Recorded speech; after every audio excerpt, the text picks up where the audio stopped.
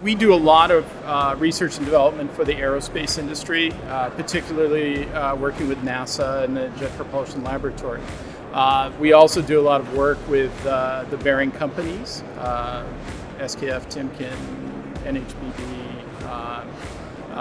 Cerobear, several companies. And the point of what we do is we try to find the most effective and the most significant way to measure the performance of bearings.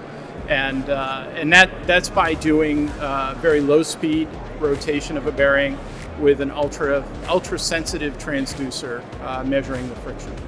One of the great things about this show is it brings us into applications outside of the space, aerospace, and defense industries, which is where we spend most of our research and sales dollars.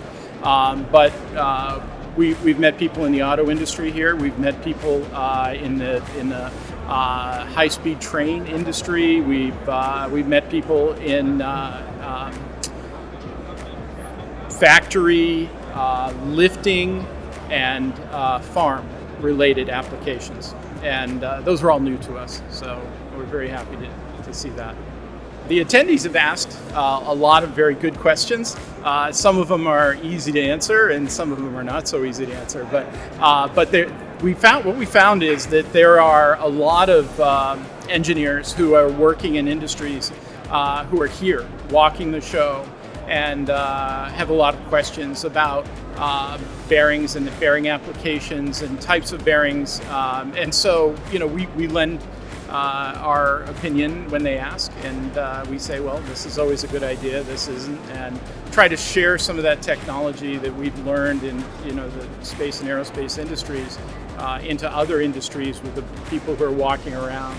A lot of lubrication people walking this show have interest in bearings, and they come by and ask very good questions, and we get involved in conversations with them. We've had a lot of people stop at our booth. In the bearing industry and many industries, there is a trend for miniaturization of mechanical components, and leading that is the bearing industry. And the miniaturization of bearings is important for high-resolution movement, fine movement.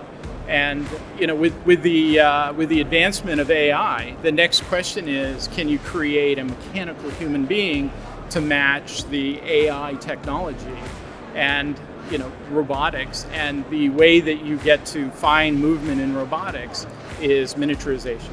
And so tiny bearings, tiny mechanics, tiny drives, tiny actuators, and some of them are incredibly small bearings with an interior dimension of 1 millimeter.